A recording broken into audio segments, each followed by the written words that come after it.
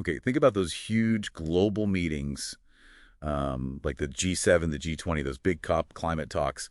It's a lot. It really is just a massive amount of information, complex discussions. How do you even start to make sense of it all? Exactly. How do you figure out what actually matters?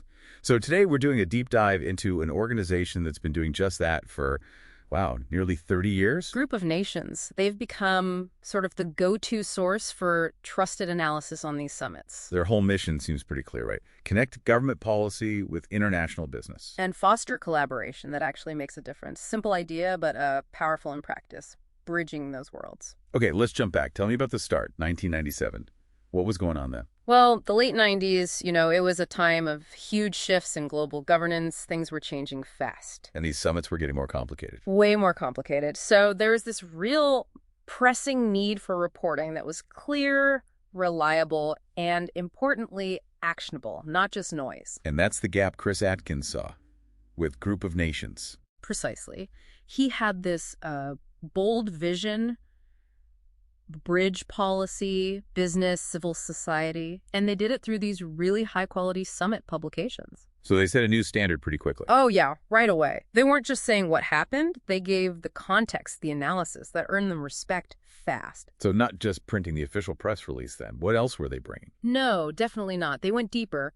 Crucial context, sharp analysis, and, this is key, they gave a platform for different voices. Different perspectives beyond the main stage. Exactly. Maybe highlighting how a trade deal discussed at the G7 might impact, say, small businesses unexpectedly, stuff leaders needed to consider. Right, that makes a huge difference. Mhm. So how did they become so, well, essential? Their in-depth reviews, their outcome reports, they just became must-reads. They built trust, year after year, summit after summit, strong relationships. And that global briefing report, that became the big one? That's their flagship, yeah. Read by CEOs, top government people, influential thinkers all over the world. It shows the demand for that kind of quality insight. You mentioned different voices. Summit inclusivity is tricky. How did they tackle that? Good question. They actively expanded beyond just G7, G20. They brought in the B20, the business side, and COP, the climate talks.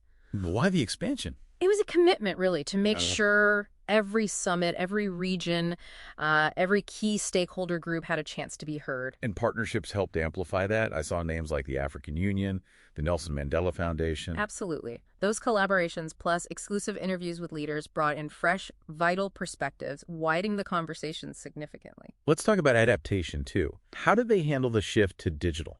They embraced it, using platforms like Issue for these really slick digital reports and LinkedIn for getting them to the right people. It's not just putting PDFs online, Right. more targeted. Much more. It was about speed and precision, getting that high-quality analysis to decision makers, like instantly when it mattered most. And the track record is impressive. Over 50 official summit reviews since 97, G7, G20, B20, CUP. Yeah, and think about this. Their 29th G7 report is in 2025, which lines up perfectly with the G7's 50th anniversary in Canada. That longevity says something. What does it say, do you think, about their role? It points to their core philosophy, I believe. Rigorous research combined with, storytelling that actually connects. It informs, it inspires action. And a commitment to transparency, inclusivity. Global collaboration. These aren't just buzzwords for them. They seem baked into how they operate, which is crucial for these summits to even work. Okay, let's talk impact. Real world. How does curating all this information actually shape things? Well, it directly helps shape policy. Leaders get the nuanced info they need. It supports business leaders navigating, complex global trade. And fosters cooperation. Definitely, by providing that common, reliable information base. Plus, think about this. They've helped over 2,000 companies tell their stories within that summit context. That's specific, impacting stakeholders, Yeah. revenue. Right. And looking ahead, they're hitting their 30th anniversary soon. They're already looking at new tech like AI, but sticking to those core values: peace, prosperity, unity. So for nearly 3 decades, Group of Nations has been this vital bridge. Policy, business, civil society, connecting them at the world's biggest tables. Yeah, the longest serving, most trusted guide in that space. Not just a publisher, but an essential part of the ecosystem. Makes you think, doesn't it, about these kind of unseen forces. Exactly. The curation, the connection making. How much does that quiet work, like what Group of Nations does, actually influence the big global decisions that affect all of us, especially now with all the new challenges and technologies coming at us? Something to ponder.